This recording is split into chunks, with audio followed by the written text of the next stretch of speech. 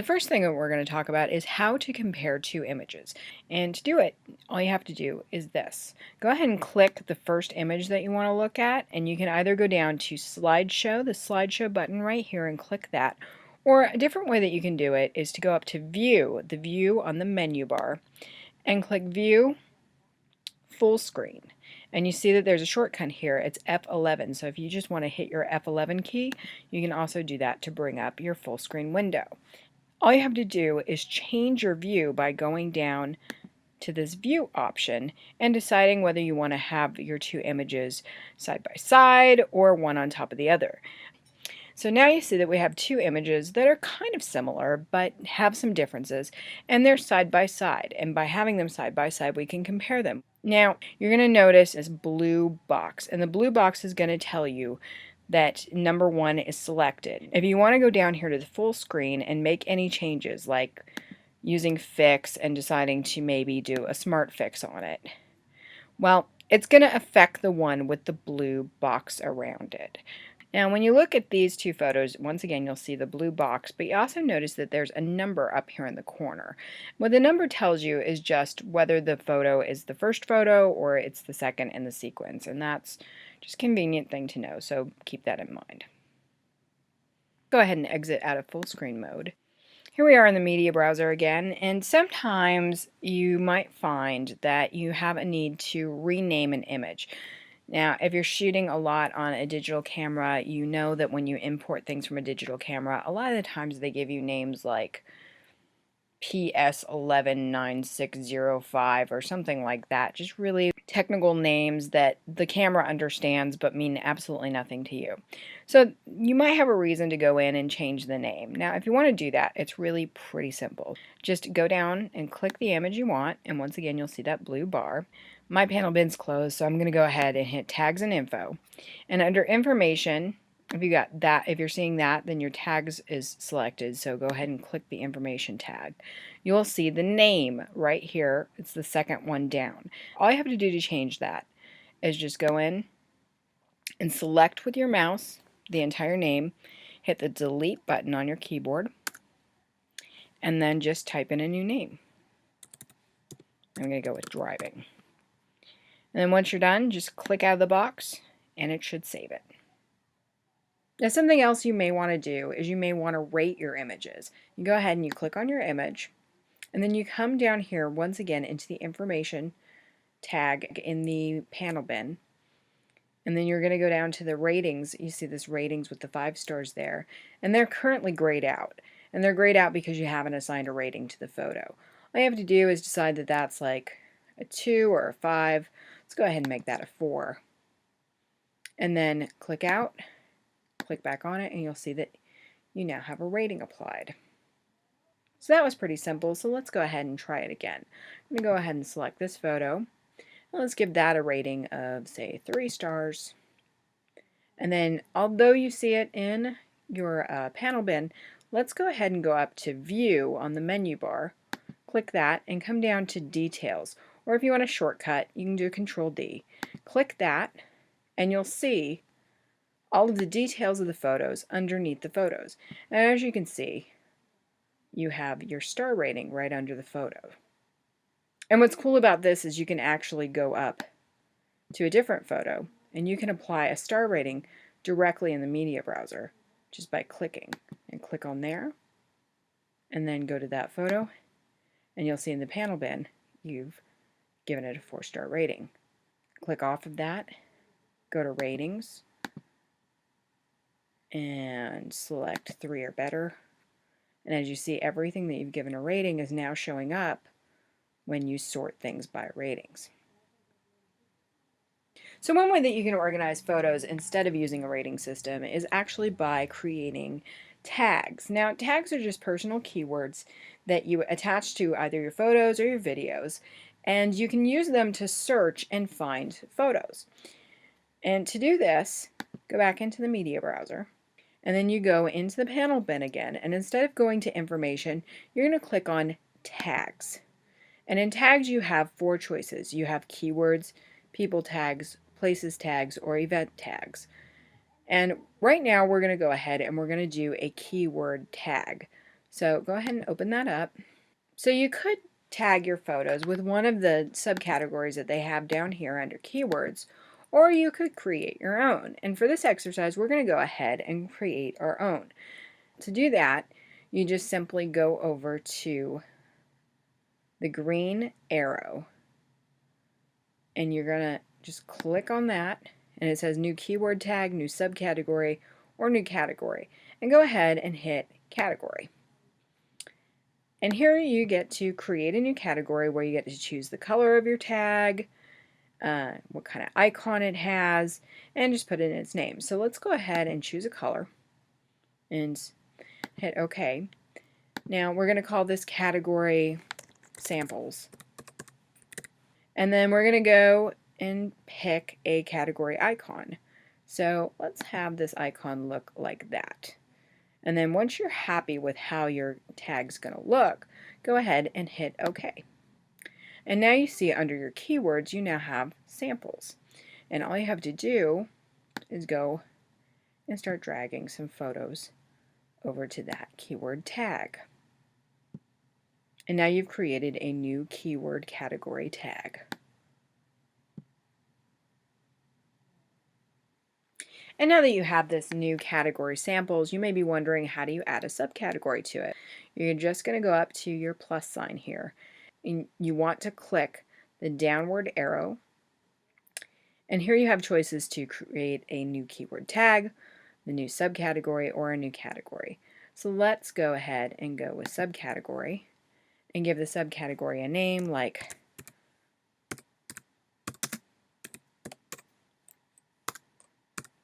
stock file. And then here you have the parent category of the subcategory that you're making currently as samples, because that's what you had clicked on when you went to your downward arrow. But you could select a different keyword category if you wanted to. So if you wanted to select one that was different, that's where you do it.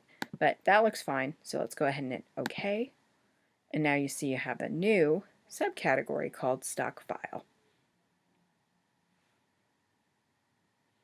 Now next on this list here, you see that we have a thing called smart tags. Now smart tags let you find images by quality and content. When you're taking digital photos, you end up having a lot of photographs, and getting through them all can be tricky. So by tagging them by the quality of the photo, you can actually organize them better. I'm going to go ahead and pull out down my smart tags by clicking this little arrow on the left side. And you can see that there's your options: high quality, low quality, medium quality, audio, blurred faces, high contrast, etc. So the one thing that these photos all have in common is that they're all faces. And actually we can even add these two to the list. And they all have faces. So we can drag them all over to faces, and now they're all tagged. Now adding smart tags is nice, but it can be a bit of a hassle. And sometimes you may wish that the program could just do it for you. Well, to a certain extent, Adobe Photoshop Elements 12 will. And in order to do that, you just click on a photo. You're going to go back up to File, come down here about 2/3 of the way down to Run Auto Analyzer. Click on that, and now you see that Photoshop Elements 12 ran Auto Analyzer. It added a whole bunch of keyword tags. So by running the Auto Analyzer, you can analyze your photos and have keyword tags added automatically. If you remember from the previous lesson, we showed you these tabs that are predominantly at the top here for people, places, and events. But up until this point, we haven't had anything tagged with people, places, or events. So let's go ahead and add people, places, and events to our photos. So let's go back to All Media. And let's start with placing images on a map. First thing you have to do is you have to go and find some pictures that you want to put on a map. And I have some pictures down here that were taken in North Carolina. So I'm going to go ahead and select that, and then I'm going to go to Add Places. And this brings up a map. And you have a search box right here so you can search the map, or you can grab it and kind of mess around with it, zoom in. That's a little tricky. So let's go ahead and go Raleigh, North Carolina, and hit search. And that gives me a suggestion. And it will say place one media here, yes or no. And I'm going to say yes. And it's now adding the place information to that photo. Go ahead and hit done. And then go to places up here, and you will see that you have this photo and it's placed on a map. So now that we've learned how to put images on a map, let's learn how to sort based on events. Currently in the events folder we don't have anything, but you can see the browser window and you can see that there's a calendar here. So let's go ahead and find some pictures that we can add to the events folder. And let's say add event. And here you get the add new event bar in the panel bin. And the first thing you have to do is you have to name the event. Now let's call this Bellingham. And let's make the date November 2nd. And let's make the end date November 2nd because of the same day. Group, you don't have to add one, and you don't have to add a description if you want, but you could say trip to Bellingham. And then say done. And when you go to events, you now have 3 photos added to an event. And now that we've gone through the map and through events, there's only one thing left, and that's how to add people. Let's start by going to the Elements folder and then go to Add People. And it says, are you sure you want to find people in all currently displayed photos? Let's go ahead and say yes. And when you do that, it says People Recognition, Label People. And then it starts asking you, who is this, who is this, who is this? Click on the who is this, and then enter the name. Click off of the photo, and now you have Abraham Lincoln tagged. Now up here, go ahead and add Einstein's name to the photo, and now he's tagged. Now it should recognize him, so let's go ahead and save, and now it brings up more photos. So let's go ahead and name her, and just keep working, and then hit OK when you're done. And then it tells you to view the newly named people, go up to the People tab. So we're going up to the People tab, and we're hitting People. And as you can see, you have stacks where people are sorted by name. Now, one of the things that you may have noticed about Elements is that it's starting to get a little bit cluttered. Now, we've been talking about one way to make this easier through keyword tagging and tagging by the people or places or events. But another thing that you can do is you can stack and unstack your photos. Right here we have pictures of cats that were all taken at the same time. Now maybe we want those all in one stack, because by looking at the top picture in a stack, we'll know that that's where all of those pictures that were taken on that day were. So we're going to learn how to stack and unstack photos, and we're going to give it a try. Now, the first step to stacking photos is you have to select the photos that you want to stack. And then you're going to go up to your menu bar and go to Edit, and then pull down the menu, and you see right down here you have Stack. And if you go to that menu on the right, you have Automatically Suggest Photo Stacks or Stack Selected Photos. Well, we already selected the photos, so go ahead and stack selected photos. You can also do this by doing Control-Alt-S. So let's go and select that. And as you see, now it's only showing one photo, but you got the little icon in the top right corner that shows you that there's more than one photo there. And then you've got this right arrow that shows you if you click on the right arrow, it expands and shows you the rest of the photographs. But you don't have to see all those photos, because here if you go to the end, you can actually collapse the stack, and now when you're in your media browser, those photos don't take up as much room. So that's how you stack photos. Now this is not the greatest photo in the world to be on top of the stack. So let's go ahead and open it up, And let's select this photo and let's make it the top of the stack. Now how do we do that? We go to Edit, Stack. You have some options. You can unstack the photos. You can collapse the photos in the stack because they're expanded now. You can remove the photo from the stack. So if I hit this, it's going to remove it, and that photo is no longer in the stack. It's now a separate photo down here.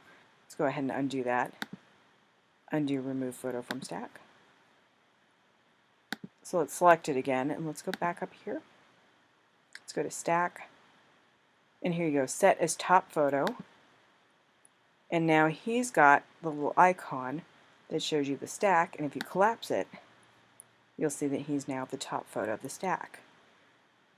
Before we leave this lesson, let's talk a little bit about searching for images. If you remember back to last lesson, when we went through the Organizer workspace, we showed you that at the top here, there's this little magnifying glass looking thing, and it says search. Using the search box, you can search by details such as keywords, categories, or the date.